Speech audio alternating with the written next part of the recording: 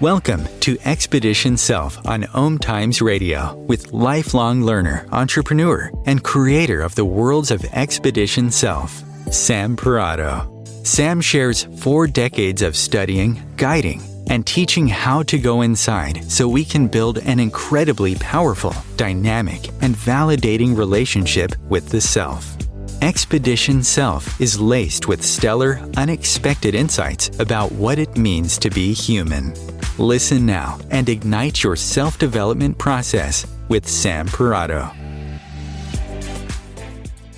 Well, hello. I am back. For those of you who noticed that I was out for a week or two, I was sick, and I'm glad to be back. I will tell you, though, I've got some butterflies in my tummy. Anyway, I am Sam Parrotto, and this week we're exploring what it means to be the respectable citizen. And before I go one step further, I just want to do a shout out to Denise Kitterman-Moore, who's part of our Expedition Self family and been working with us for a long time and is also a childhood friend of mine. Happy birthday, and I'm hoping you're having a great one. It's also, I think it's going to be an interesting show today. You know, we're going to talk about freedom and going in and where it meets the outside and self-responsibility and how that translates to your own viewpoint or definition of citizenship. I'm going to share some of my personal discoveries or my journey over the past year around this subject, which I hope will help you drop into some of yours.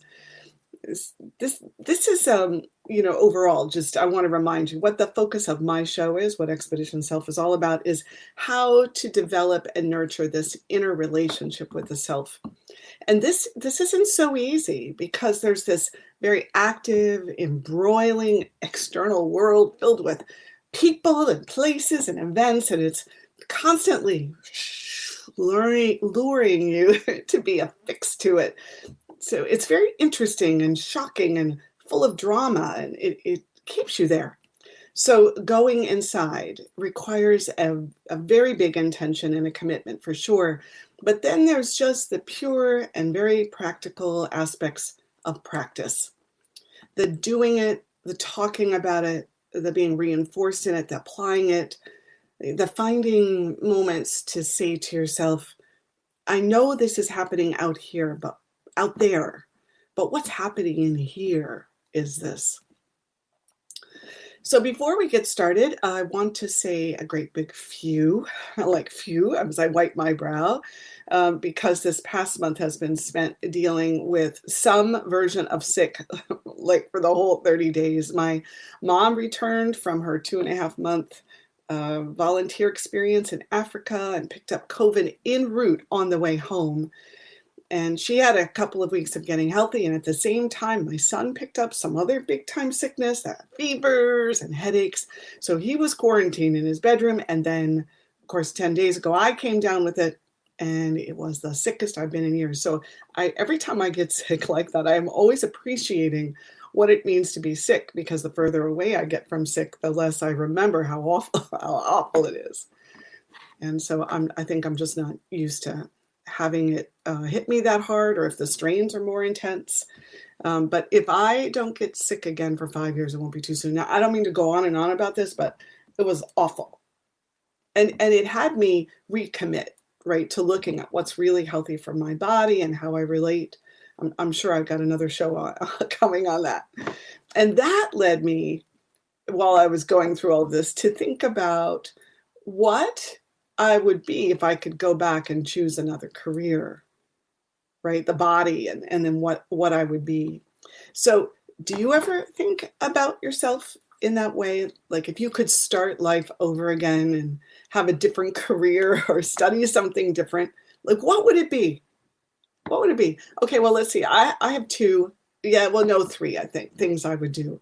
The first one is I'd like to be a neurologist geneticist. Now, I don't even know what those people are really called, but it's someone who studies the DNA that causes the brain to thrive and work and grow. And I'd want to figure out how to make that other 90% of the brain accessible to its owner.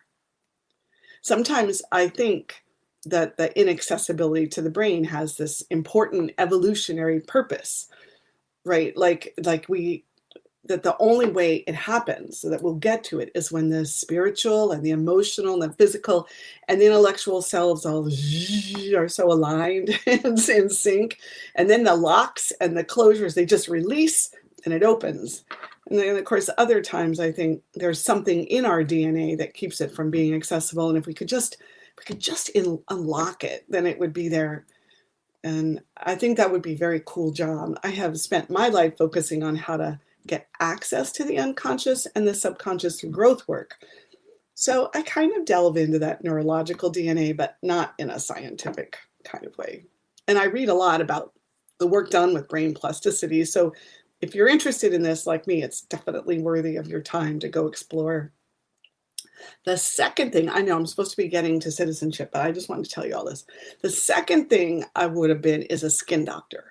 I would have had this spa that was backed by skin and aging research, like something like that. And I just think that the skin is this most miraculous aspect of our human bodies, that the lungs express themselves through the skin and that it can change its translucency and that it protects so amazingly and heals. And then when you eat garlic, you can smell it on your skin. Or in my case, when I tried to drink those coffee-flavored Slim Fast drinks for a while, I reeked with it because I think my body was like, oh, I don't like this.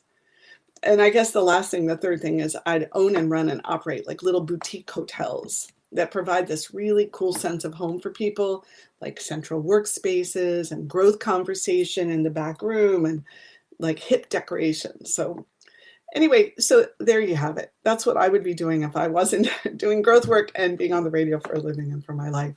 So how about you? What would you be? What would you have done?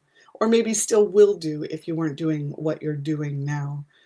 It's a good subject to call in about. And even though we're going on to talk about citizenship, feel free to call in and give us a break from that subject and share what you would have been or wanted to be. So the number is 202 570-7057. Write it down so that if you want to call or you change your mind, somewhere in the middle of the way of the show, then it's handy and it's right there. It helps me to kind of just chat a bit at the beginning of the show and settle in. So the citizenship thing, as a place to start, I found a quote from Kofi Annan. And I'm going to share a number of quotes today, and I have an actual part of Theodore Roosevelt's speech to share at the end to just kind of make the story extend beyond my thoughts. So here's the quote. No one is born a good citizen or a good Democrat or a good leader. It takes time and education. Well, Kofi, it's a good thing you think this because I would get a very low score for my being a good citizen. But I would register and rate in the area of time and education. And I feel like that's what this show all about is how I have like made peace with some of this and am really trying to improve. So we're dwellers of the earth, of humankind. And, that means we require food and drink and shelter at our most basic level.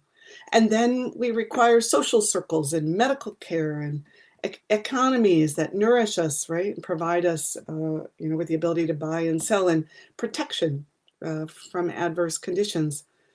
So all of this, I think we'd all agree, is less burdensome and more likely to be successful when it's carried on by the larger community. There's this collective potency brought to bear in response to the meeting of shared needs. And because of the organizations and the gatherings that it requires of us to administer all of it, we're inescapably tied to living in both our everyday lives and that of the whole. And that's what I want to talk about today. I want to read you a description here about citizenship from the encyclopedia. It's the relationship between an individual and a state to which the individual owes allegiance and in turn is entitled to its protection. Citizenship implies the status of freedom with accompanying responsibilities. That's really important, with accompanying responsibilities. And citizens have certain rights, duties, and responsibilities that are denied or only partially extended to aliens and other non-citizens residing in a country. So in general, full political rights, including the right to vote and to hold public office, are predicated upon citizenship. Let's see, what is this? The usual responsibilities of citizenship are allegiance, taxation, and military service, but this is the sentence. Citizenship is the most privileged form of nationality. So I have been very much struck by this concept over the last couple of years as the world in which I live started to take on characteristics that have felt threatening and caused me to feel disillusioned and disappointed and frightened. It was as if some aspect of what I didn't pay attention to, didn't put a lot of energy into, all of a sudden has become consumptive and enveloping with me. I think you could have called me an apathetic citizen before this time. I took it for granted. I paid my taxes. I didn't complain most of the time because I didn't pay enough attention to have a solid understanding of most things, and I didn't feel like I had a right anyway. And nor did I invest in the time to have a solid understanding of things. I was one of those people who would get caught up in a story for a week, feel a lot about it, maybe donate some money, get involved in a shared conversation, to process it, show up to support a friend or run a fundraiser, and then go back to my life. And when it came to my citizenship inside of voting or being active in my local government, I'm going to admit it here, I just didn't do it. And I had lots of reasons that rationalized and validated it for me. I'm going to be interested in your reasons today if you feel like calling in, by the way. I always felt,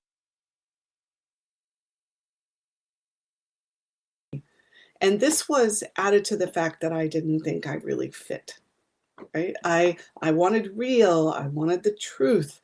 I wanted to be in relationship with people, real people, like people that wanted to be transparent. And it seemed like the people who were interested in it, they oftentimes couldn't or wouldn't connect at that level. And I want to say very clearly here, it's not like I went out to interview thousands, right? It was just basically whoever I ran into. And the things I'm talking about as my reasons were largely external. And so I just basically thought all along, it's not my thing. So I'll go focus on a different aspect of life. And I think, when I look at where we are over the last couple of years, I feel the guilt about my contribution, my personal piece of how we found ourselves here. I was basically going to take care of the things that I thought mattered to me. Largely, I took my freedom for granted. I just assumed it would always be there for me. I want to digress a moment here and tell on myself a little bit more. When I was in my early 20s, if someone would talk about feminism, right, I'd be like, and I want you to listen to the arrogance in this. I don't need to be a feminist because I haven't found being a woman has held me back. It's, it's kind of extreme. And I don't know that it's so necessary in my life. So let me right now send my apologies out to every woman before me, including my mother, grandmother, and Gloria Steinem and Rosa Parks, for being a very smug and uninformed and actually ungrateful young woman who was busy spouting BS, trying to prove to herself that she was good enough. And of course, I say that gently because we all have to grow. We all start where we start, and we have to get where we get to on our own. That's the evolutionary process. But I do look back on that and chuckle to myself because it turns out that there are no rights we can take for granted. There really aren't any that we can take for granted. Recently, I was reading some piece on war and governments, and the person who is someone who has been on the front lines of many conflicts in a number of countries, and he said when he goes into these countries, he always asks the question of the troops that he's with, what do you defend? What do you stand for? And he said something that I thought was really interesting. And he said that the US, and this show, I am talking largely about what's happening in the US right now.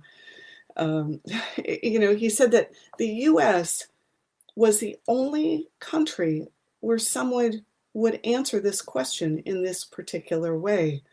And since we're coming up on break, I'm going to leave that as a cliffhanger, which my timing never pulls off. So when we come back from break, I'm going to tell you what that answer is.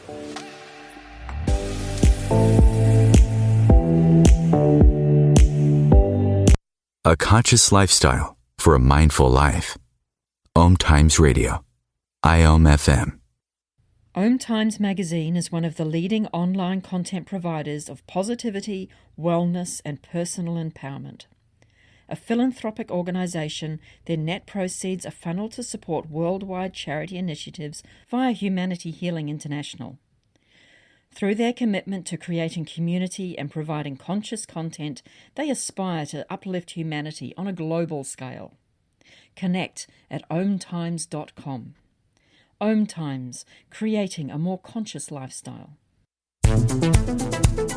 My name is Victor Furman. Some call me The Voice. I've always been fascinated with human nature, spirituality, science, and the crossroads at which they meet.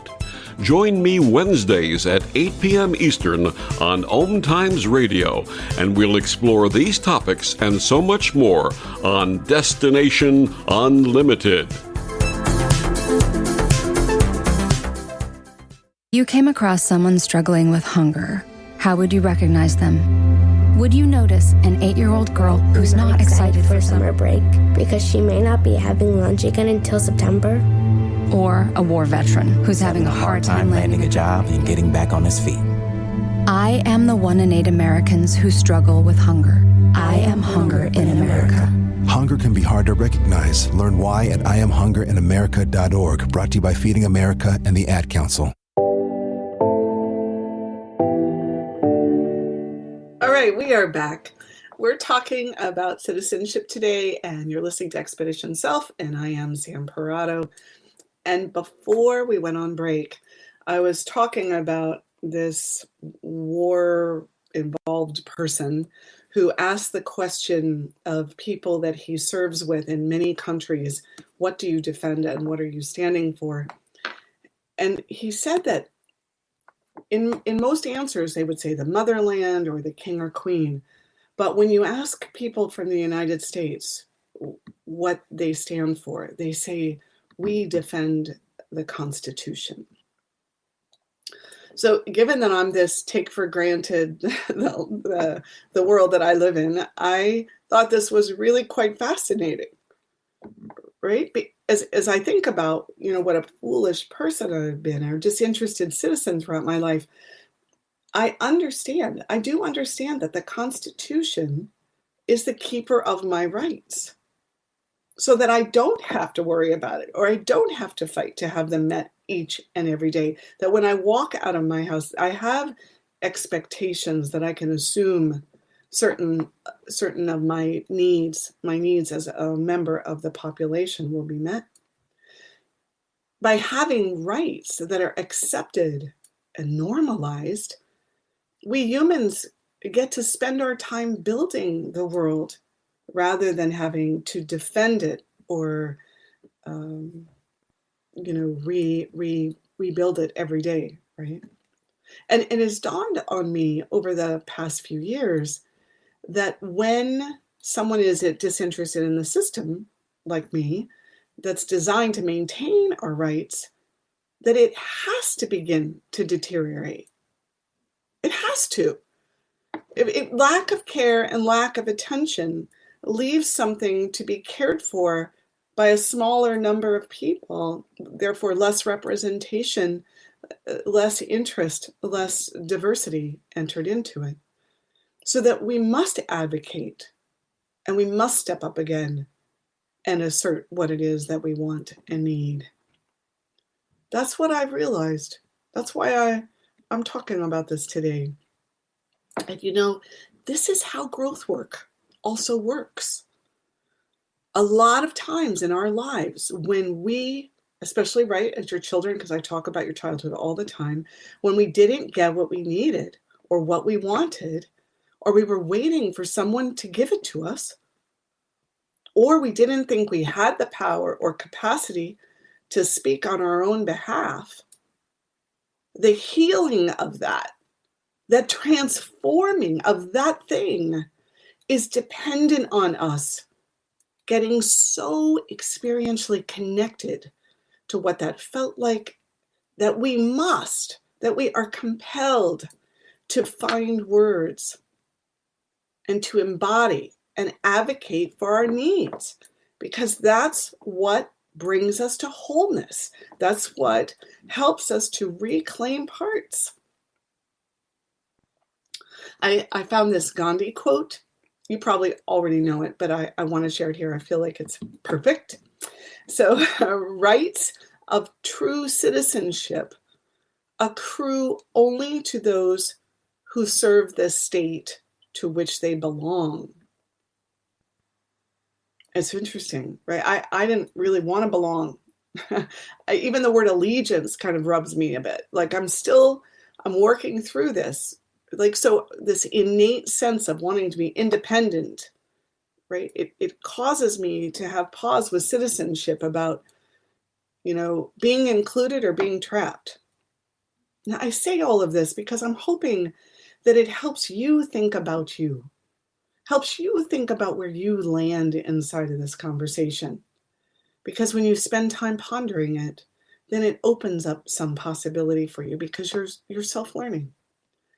So when you think about voting in a society where we are free to choose, we are free to choose to vote, even though the Constitution is based on the idea of we the people, right? That we vote, that is our job. That's what we're supposed to be doing to ensure, right, that it keeps being reflective and changing as the times change.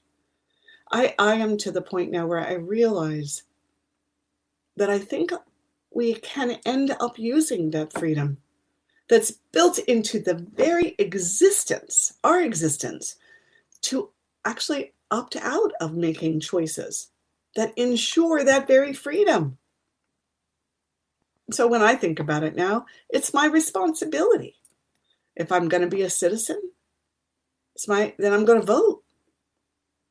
It's my job, because I exist here, to maintain what was begun in some way. I was listening to another person talk about what happens to a democracy when it's not cared for by the people who are the source of said democracy. And I pictured this cabin in the woods, the wood brittle from age, holes and gaps around the windows where wildflowers sprout out, making their way to the sun, where nature has begun to reclaim it for her own. No longer is there anyone to feed the fire or clean away the cobwebs. No evidence of the once a vibrant garden being tended. It's dark, cold, and damp. I find myself wondering if my sense of citizenship that had grown cold and empty is reflective of others. Is it reflective of yours? I know I wasn't always cold to this idea of being a citizen in this country. And as a young person growing up, I did pledge the allegiance, my allegiance to the flag every day. I so relished in learning our history, like all of it, the stuff we're trying to bring awareness to, that we need to own and claim, take responsibility for after all these years, the people along the way who lost something, as well as the miraculous way we formed the Constitution.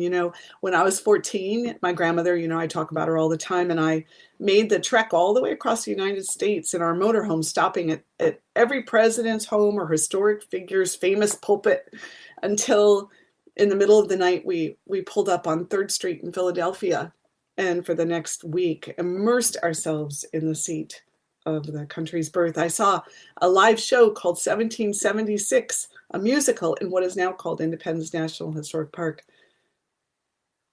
It was very cool. When I was young, I voted a few times. I voted a few times in my 30s. I voted in the last decade, but not consistently. I guess, well, you get the picture. I decided what mattered to me and what made me worthy of voting or apathetic about it. And as I look now, I think it wasn't really my choice, because it came with my occupation here. Muhammad Ali, Muhammad Ali, he said, "Service to others is the rent you pay for a room here on earth." Well, this show isn't really about voting. It's about how we relate to being a citizen. I have been a taker. I wanted the benefits of the very system I live in to provide what I needed, without me having to do anything for it or lift a hand.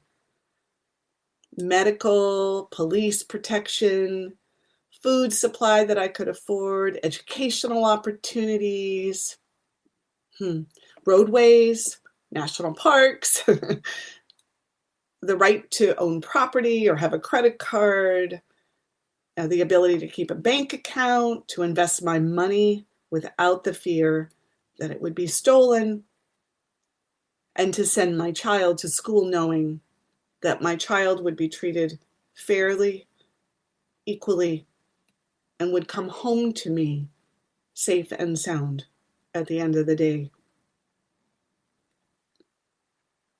No matter what color my child's skin, no matter what religion my child is. So I'm going to stop here because I just really can't talk about this in such kind of a detached way without mentioning what's going on right now. And I am behind new gun laws, and there is right now a bipartisan gun compromise that's been crafted that has the support of a number of both Democrats and Republicans, and they've signed an agreement that appears to have a lot of support by people who care about this issue and moves the conversation forward in a very meaningful way. So this is one of those plugs in my newfound sense of responsibility. This is a good time to call your senators and let them know you're a constituent and it's important to you that they vote to pass this compromise gun safety legislation. So I'm going to give you a phone number right now in case you're one of those people who never knows who to call. Again, I'm always coming over here from the kind of blind space I've operated out of. So the Senate switchboard number is 202-224-3121. 202-224-3121. I will put it on my website today, which is samparrotto.com, and along with the highlights of the compromise, if you're interested. And Chris, the producer of my show, he just wrote me and he said, it doesn't do nearly enough, but it's something positive. It's something in the right direction. And I'm with you, Chris. I totally agree with you. So I normally don't do things like this, but I just feel so strongly that this is, again, part of being a citizen is finding your voice and bringing it to the world in whatever way suits you, fits you. And I'm here to admit that I've been a taker as a citizen longer than I'm going to probably end up being a giver. Yes, I paid my taxes, if you want to call that giving. I did employ people along the way, if you want to call that giving. I guess there's an element of that, but I did that because it served me. And it furthered my life in a very direct way. So I want to illuminate a growth concept here, and it's a bit complex, so I'm going to kind of weave to the left and weave to the right and come back to it. It has to do with this idea that although we do everything we do for ourselves, ultimately, even the most altruistic things we can imagine, they're for ourselves. There is a point, and maybe it's a series of points, when we really work out our inner dynamics. And I suspect that for some of you, you worked this out long before I am making sense of it. So I bow to you in your development. But there is a place when there just isn't a power dynamic about it, or some rationalization about whether it feels right or it doesn't. It's this point where you just realize, I think this happens, that you are a citizen, and it means that you're responsible to put back into that system and to care for it. And of course, I am at this moment where I feel like voting is the most elemental step of that. Making phone calls to your senators is the most one of the basic things you can do. I have a shorter quote from Theodore Roosevelt, and this is what he says. The good citizen will demand liberty for himself or herself, and as a matter of pride, he or she will see to it that others receive the liberty which they thus claim as their own. Probably the test of true love of liberty in any country is the way in which minorities are treated in that country. Not only should there be complete liberty in matters of religion and opinion, but complete liberty for each person to lead his life as they desire, provided only that in so doing they do not wrong their neighbor. Now, I took a little liberty there to turn it into they, but I love that when I read it, because it has to do with this idea that when I get to a point where I realize it's not just me I want to think about, what do I get out of it?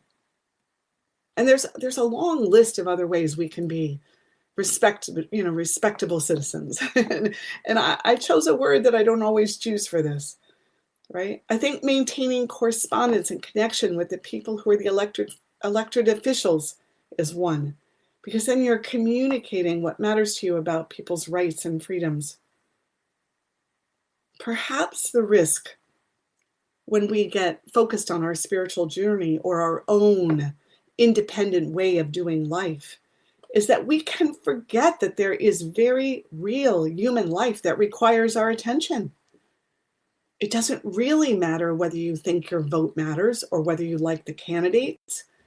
It matters that you deliver on your one vote, which is like delivering on your one breath or your one lifetime, depending upon what you believe there. I was thinking about how it started to look like there was voter fraud, or it started to be a thing to talk about, it to shed distrust on the voting process, like it came under scrutiny and attack, really. If the world we're occupying stopped believing that voting was somehow, I'm going to use the word sacred human experience, I recognize I'm stretching that a bit, then it makes sense that it would become hollow and vacuous and begin to implode, just like the cabin in the woods, the cabin that represents our citizenship.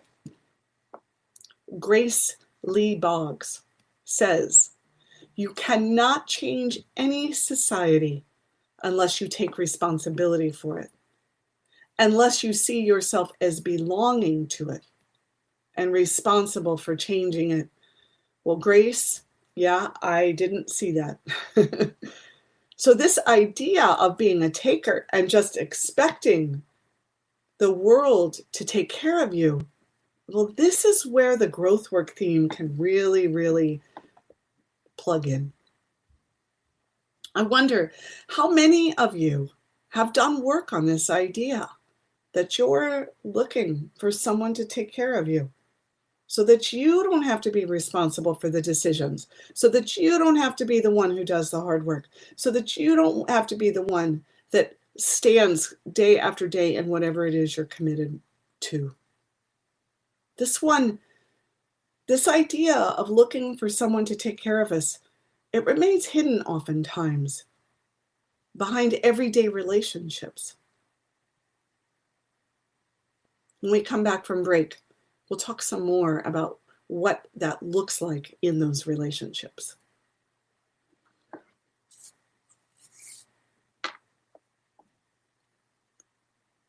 Yep, that's what we're going to do. We're going to look at how needing or wanting someone to take care of us shows up in those everyday relationships when we come back from break.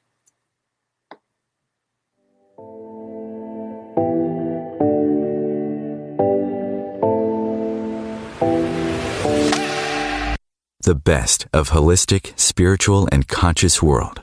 OMTimes Radio. IOM FM. Ascending Hearts is no ordinary dating site, but a spiritual dating site with a purpose, to link you with your soulmate. We engineer the serendipity so you can trust that you will attune with someone that has the same matching vibration as you. Ascending Hearts, the conscious dating site for the spiritually aware. Try Ascending Hearts for free. AscendingHearts.com. Imagine yourself being transported to India, to the banks of the Ganga and an ashram in Rishikesh. Visualize that you are welcome to satsang with an American sannyasi who shares the wisdom of her guru. Your visualization has manifested. Join Sattvi Bhagawati Saraswati for inspiration and transformation every Thursday at 11 a.m. Eastern on OMTimes Radio.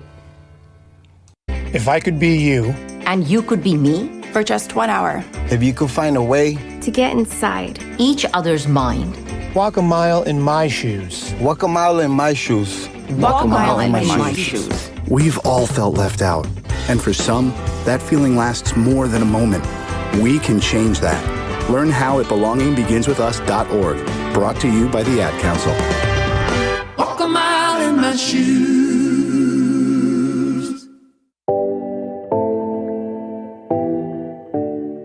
We are back. I'm Sam Parrotto. You're listening to Expedition Self, and we are talking about citizenship today and how that has to do with what's going on inside of you and how you relate to this idea of being someone who participates in the world. Before we went on break, I talked about this growth work theme about looking for someone to take care of you. And so, I don't know that we see it so clearly, right? But an example, I see it a lot with parents and their kids, where they want their children to pick up emotional cues without speaking about it, or they want them to be sensitive or responsive, or realize that they're upsetting, them in the way that they're connecting or relating or going through their day. And the idea of, I want my children not to be clueless about how their actions are affecting me emotionally, right? That is a place of not wanting to be fully responsible for how we take care of ourselves. Because instead of seeing that what's ever going on with your child, where they're not being sensitive or they are upsetting or being clueless, you and the responsibility that would be like, how do I bring myself so that my child is able to do that and able to understand what's going on, right? We're looking for them to actually do it. Or I'll notice that when people are working in their significant relationships, that there are these expectations that someone's supposed to get it and fulfill your needs. And there's incredible disappointment when that actually doesn't happen. Right? Like you're supposed to be able to say it once and then it happens, or that it's their job to do. It shows up at work when people in management and supervisory roles, they expect people who work for them to just know what it is they need or get it on the second try. And they don't look and say, who am I being? What am I bringing here? How am I putting this person in a position to be able to deliver on what I'm asking? And certainly it happens, right, in friendships when a friend thinks they're entitled to vent, or they have this idea of, hey, if you're my friend, you're supposed to do this or that, right? Those are all the ways that who's going to take care of me are embedded inside of our relationships. So the citizenship conversation is really a culmination of a moment when my inner work finally got so worked, right? Is that I've been able to start to get responsible enough for some of my needs, right? My security ones, my emotional ones, my ideological ones, that I got to the surface of the outside world. I got to the surface of myself, the place where I could truly handle the idea that I can be responsible for myself on the inside enough that I can see how much the democracy within which I live has been carrying me and what it has been providing the entire time.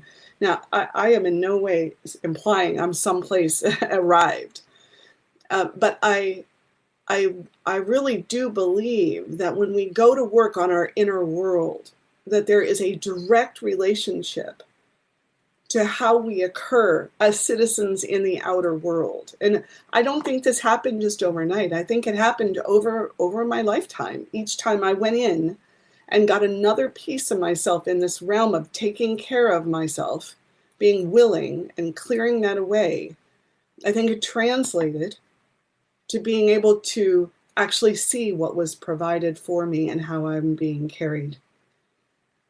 I'd say I'm reaching a point where my needs feel more taken care of and that I can afford to lose something. So I'm not a born activist or a pay it forward type. So this idea that I healed and transformed so much that I saw how much I wasn't being responsible for what I was receiving in this new way, it's a big moment every time it happens. I don't have to weigh the benefits anymore about whether I should or I shouldn't, because the inside of me, every time I hit a moment, right, where I'm getting myself, I'm taking care of myself, I'm responsible for everything that's happened in my life, right, that I'm the source of it, that the inside of me then feels aligned with what the outside of me is being asked for. And I think this is kind of complex. By working in my life on myself, focusing on needs that didn't get met, and then feeling the feelings that accompanied that void, that missing space, I could then actually find words to advocate for myself. This is what I'm thinking. This is what I'm feeling. Even the 17th time when someone isn't responsive, I can say, how do I say that? How do I say what didn't get said?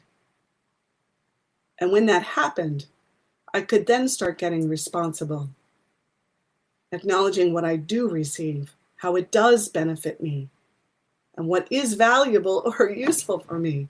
I hear people describe others as selfish or narcissistic, and a lot, right? We're now in a society where that stuff gets thrown around all the time, and I'm a firm believer that if someone doesn't do their own growth work, they have to start first by focusing solely on what they needed and didn't get. Of course, the key is to not get stuck there and then go through the rest of life focused only on what they need and what they didn't get through the lens of the child's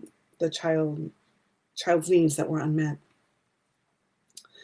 So this attention to claiming what we needed and we didn't get, it then causes us to name it, to feel it, to own it, to make it ours, and ultimately to let other people, here it is, off the hook for what they couldn't provide in some way or didn't get. Because, as you know, where we start in life, right? We're the source of our lives. We have to be the ones on the hook. And we can only give to others, we can only bring to the world what we have given to ourselves. Now, these needs can be as tangible as no milk to eat cereal, or not enough food to fill your belly. It can be needing a parent to be positive and affirming rather than critical and demanding and judgmental. It can be the need to have teachers who build us up when we're confused, rather than those who put shame and contempt into the space. The list of needs goes on and on. It is on you, only you, to get in there, to get into relationship with those needs and learn how to take care of those needs. So you don't have to live your life expecting others to come through. And either being in a codependent relationship where they try to make you happy and you try to make them happy as a way to make it happen, or being disappointed when you don't get what you want, which then translates to cynicism and apathy and resignation, right? The older that we get. So are you thinking to yourself right about now, what's the link? What's this link you keep trying to get us to? Because I went all the way on the inside about meeting our own needs, and I worked all the way on the outside about voting. The link is that the more you do your inner growth work and mature and evolve in the meeting of your own needs, the more you can take on the citizenship that makes your life function, your life and others' lives function more completely and fully, more robustly in this current society. The more you heal and claim the pain and loss and missing pieces of your life, the more you seek out the unconscious patterns and responses from your life, the freer you are to choose. To actually choose self-responsibility, which by its very essence actually depends upon discipline and the suspension of full freedom to just do what you feel whenever you feel it, right? We're saying self-responsibility is a choice that comes from having full freedom. So the more you grow, the more you can self-contain all that's going on inside of you and bring a level of self-occupation that doesn't need to exercise I can do whatever I want, and if I don't want to be responsible for what I receive, then I'm not. I'm asking you to ponder the idea that with all of this freedom to choose what we participate in and what we don't, the freedom not to vote or to really acknowledge all that is provided for us is not the ultimate freedom. I'm saying this like it's true. I'm just going to suggest it, that our Constitution wanted for us in spirit. There was always a match to the give and a take for the opportunity for freedom. That we the people really does mean we the people. I wish it wasn't true that we the people have to feel some loss or pinch or negative experience to notice and want to say something. It's just, gosh, it's so human, right? That the more comfortable we are, the more we like things to stay the same. And I think what happened for me over the last 2 years is that it got big enough, and maybe even I grew enough, that my citizenship now looks different. It looks like a new responsibility that I can deliver on. So I may not go on marches or work at the polls, but I feel it in my heart now, like, albeit very late in life. And so there's a place where I can just show up and do what's needed without having to ponder whether or not I want to give up my free hour to do it. Now, I'm hoping this doesn't feel like this whole show was about me. I'm hoping that you find yourself thinking, where am I in that?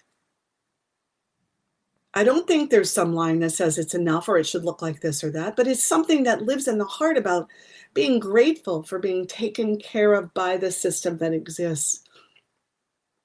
And all the people that make that system work well and not well. It asks us to question where the system isn't taking care of us or others and acknowledge it rather than battle over it. And it asks us to see clearly the people who are working from a place of true personal responsibility in the government, the people whose hearts are more connected than mine ever was to being part of that central gathering space for we the people, like my friend Ellen Fisher, who has consistently and tirelessly been in local government for decades and cares deeply about this citizenship thing and people's freedoms, and would have a lot to say if she were to call in today. I'm suggesting that your inner work will allow you to have a freer heart so that you can actually assume more personal responsibility for yourself at this time to create the life you love and to create the life you would love for others. And that translates to you being able to stretch yourself on behalf of others so that they are availed of the same privileges and rights that you have. I am humbled to be here on this planet, sharing this time with you, and to face all that I have not taken on before now. And I hope that you will think about what lives in your heart about this idea of taking care of yourself and of being taken care of, and how that translates to being a citizen. So I have it's long, so it'll take us right through the end of the hour. And it's from Theodore Roosevelt from April 23rd, 1910, which is the year my grandmother was born. It's from a speech in the Man in the Arena 100th anniversary. So I'm going to read it to you. I just think you might like it. Today I shall speak to you on the subject of individual citizenship, the one subject of vital importance to you, my hearers, and to me and my countrymen, because you and we are citizens of great democratic republics. A democratic republic such as each of ours, an effort to realize in its full sense government by, of, and for the people, represents the most gigantic of all possible social experiments, the one fraught with greatest possibilities alike for good and for evil. The success of republics like yours and like ours means the glory and our failure, the despair of mankind. And for you and for us, the question of the quality of the individual citizen is supreme. Under other forms of government, under the rule of one man or of very few, the quality of the rulers is all important. If under such governments the quality of the rulers is high enough, then the nation may for generations lead a brilliant career and add substantially to the sum of world achievement, no matter how low the quality of the average citizen, because the average citizen is an almost negligible quantity in working out the final results of that type of national greatness. But with you and with us, the case is different.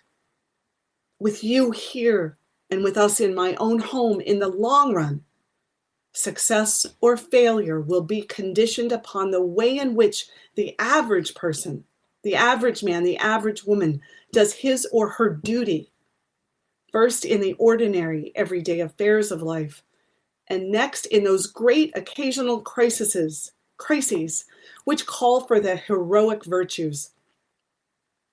The average citizen must be a good citizen if our republics are to succeed. The stream will not permanently rise higher than the main source, and the main source of national power and national greatness is found in the average citizenship, of the nation. Therefore, it behooves us to do our best to see that the standard of the average citizen is kept high. And the average cannot be kept high unless the standard of the leaders is very much higher.